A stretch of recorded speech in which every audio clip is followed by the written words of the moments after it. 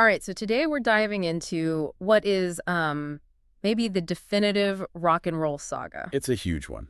It is. We're talking about a band that started when, your grandparents were probably little kids, the Rolling Stones. And they're still selling out stadiums today. It's kind of unbelievable when you think about it. It really is. And if you want to understand what makes music history, what gives a band that kind of lasting cultural power, you really have to understand how these guys did it. Yeah, how they survived 60 years of, well, everything. All the changes, the fights, the fame. It's not just a story about a band, is it? It's almost like a masterclass in resilience. That's a great way to put it. And, the starting line for all of this is London, 1962. And it wasn't even Jagger or Richards who kicked it off, which I think is a detail a lot of people miss. No, not at all. It was guitarist Brian Jones. He was the one who pulled the first version of the group together. He even chose the name. Right, from a song by the blues legend, Muddy Waters. A deep cut, yeah.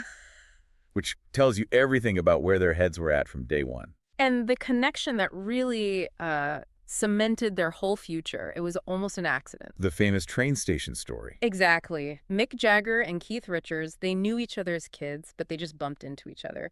And what brought them together was this shared obsession. A stack of vinyl records. Yeah. Imported American blues records.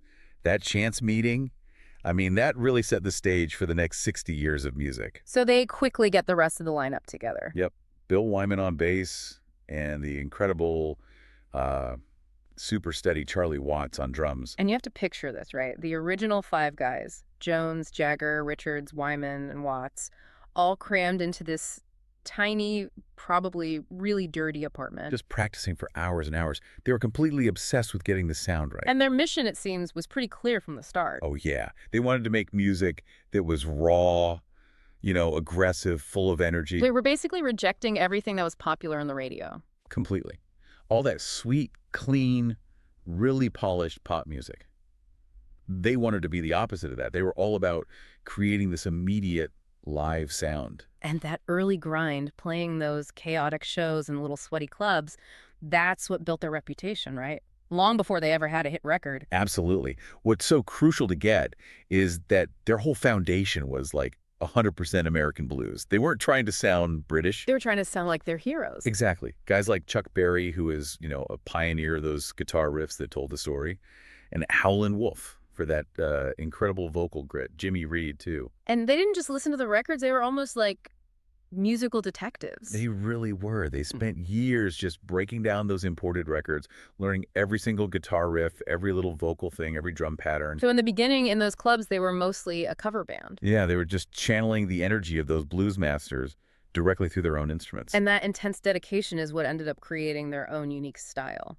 It's precisely how it happened. Look at Keith Richards. He developed his famous guitar style, people call it a weaving style, by studying how those old blues players could make one guitar do everything. Play rhythm and melody at the same time. Right. He created this amazing interlocking texture. And Jagger, meanwhile, he was turning himself into the ultimate frontman. He knew it wasn't just about the music, it was a performance, it was theater. Total visual theater. He studied guys like James Brown, learning about that intense stage presence, how to use movement, and just that boundless energy that makes you unable to look away. So the Stones were part of this bigger movement, the British blues boom. A huge part of it. And what's so wild is that these young British kids were so dedicated to this American art form that they actually helped reintroduce the power of blues back to American audiences. They basically sold America's own music back to them. In a way, yeah. Yeah. Because they focused on the gritty, honest, sometimes messy part of the blues, not the sweet, polished stuff. And that grit is what ended up taking them global. It really is. So we move into the mid-1960s, and suddenly the Stones are part of this huge cultural wave called the British Invasion. And their sound, their look, their whole attitude, it was suddenly being broadcast to millions of people. And there's one single moment, one song, that just launched them into the stratosphere. Satisfaction. Satisfaction. It's all built around that three-note guitar riff. It sounds so simple, but it's one of the most recognizable sounds in music history. That was their global breakthrough. And once they got to the United States, their fame just exploded. Exponentially. Yeah. Touring the country, appearing on massive TV shows like The Ed Sullivan Show.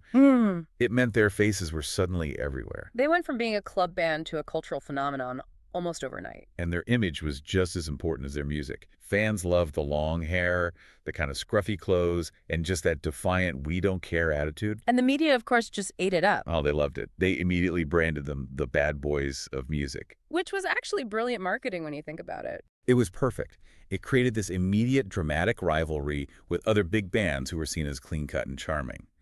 The Stones were the dangerous alternative. And that image just sold millions of records. They became these icons for, what, freedom? Rebellion? All of it. Yeah. They represented the younger generation wanting to break free. Hmm. And their concerts became these wild, sometimes chaotic events. They needed security on a level that was almost unheard of for a band back then. So all that fame also created this pressure to, evolve creatively. It did. They started out playing covers, but their manager, a guy named Andrew Loog Oldham, he saw the future. The story is he literally locked Mick and Keith in a room. That's the legend. Told them not to come out until they'd written a song.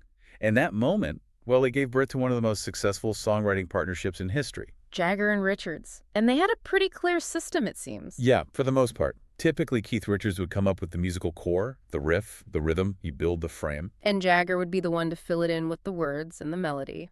Exactly. He'd craft the lyrics and the catchy vocal parts that made the music into a song that gets stuck in your head. It sounds so simple on paper, but we know they had decades of tension. Was it really that smooth? Oh, never. It was never simple. The real miracle of the band is that they could keep collaborating even when they were barely speaking to each other. They just knew that together they made something better than they could apart. And they were masters at blending different styles into their sound. Totally. They started weaving in bits of country, soul, gospel, even disco in the 70s, but somehow it always still sounded like the Rolling Stones. And that led to this period of incredible artistic growth in the late 60s. Albums like Beggar's Banquet and Let It Bleed. A huge leap. They were not just a garage band anymore. They started experimenting with all sorts of instruments. Like the sitar on Paint It Black. Right. That Indian instrument that gives the song that dark, swirling feeling. Or they'd use a marimba, which is like a giant wooden xylophone, to add these complex textures. And the lyrics got a lot deeper, too. Way deeper. They moved beyond simple rock and roll stuff and started commenting on what was happening in the world. The lyrics became really provocative, reflecting the social changes of the time. Songs like Street Fighting Man. A direct response to the protests happening all over the world. Suddenly, critics had to admit, this band was reinventing itself while staying true to its blues roots. That's when people started calling them the greatest rock and roll band in the world. And a lot of that complexity came from new technology. They were always looking for the latest gear to make their sound bigger and better. They understood that technology was just another instrument you could play. Let's go back to Satisfaction for a second. Keith Richards used a piece of gear that changed everything. The fuzz box pedal. The fuzz box. So for anyone listening who doesn't play guitar, just picture a small metal box on the floor. You step on it, and it takes the clean guitar sound and just messes it up on purpose. Threads it, yeah. It makes it sound all rough and distorted or fuzzy. Almost like a broken speaker, but in a cool way. Exactly. And Keith originally just used it to sketch out a horn part, but that sound, that became the sound of 60s rock rebellion. And in the studio, they were also big on multi-track recording. Oh, huge pioneers. It meant they could record everything separately, the drums on one track, bass on another, layers of guitars, vocals, and then mix it all together. Which lets you build a much bigger, denser sound than just four guys playing in a room. It's essential for getting that huge sound on their later albums. And when it came to playing live, they completely changed the game for stadium rock. Right, they pushed the limits of sound systems. Before them, if you were in the back of a huge stadium, you could barely hear. It sounded like a tiny radio far away. They were one of the first bands to use massive sound systems to make sure every single person in the venue felt the music's impact. The whole scale of their touring is just mind-boggling. Think about the difference. In 1962, it was 5 guys in a small van sleeping in cheap motels. And today, a major Stones tour travels with a crew that's bigger than a few pro football teams combined. And the gear takes up multiple 747 jumbo jets. A tour can last over a year with 100 shows. And that kind of endurance from guys who are now in their 80s, it's just incredible. It really proves that rock and roll can be a lifelong career. But, no band lasts 60 years without some major changes and some friction. Of course, the lineup wasn't always the same. Not at all. The first big shift was when the founder, Brian Jones, left in 1969. He was replaced by Mick Taylor. A very different kind of guitarist. Yeah, much more technical, very melodic, but he only lasted a few years. When Taylor left in '74, Ron Wood joined. And that's the lineup that really stuck. That's the one. Ron Wood's style was just the perfect complement to Keith Richards. He had that weaving chemistry we talked about. And then other changes came later. Yeah, Bill Wyman, the bass player, he retired in 1993.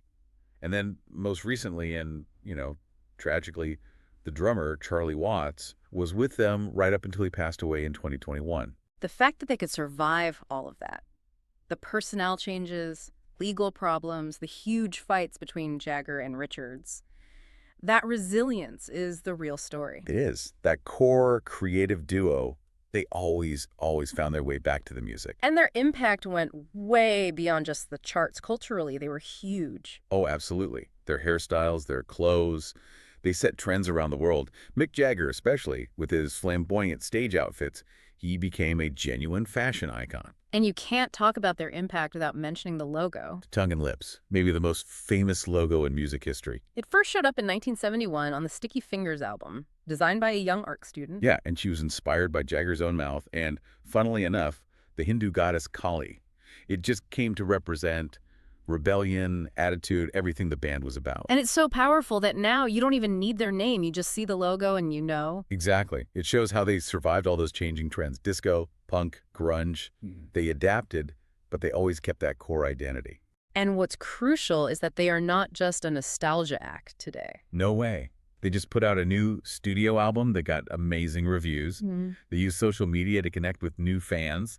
They still sell out stadiums in minutes. They didn't just survive. They're still relevant. They proved that rock and roll isn't just for young people. The whole story is just this incredible testament to the power of American blues music, seen through this rebellious British lens. And to the sheer, almost impossible resilience it takes to keep a creative partnership going for 60 years. A partnership that thrived on friction, adapted to technology, and basically wrote the rule book for what a global tour could be. You should definitely keep exploring music history because the next great sound you find might just be rooted in the same blues they fell in love with back in 1962. See you next time.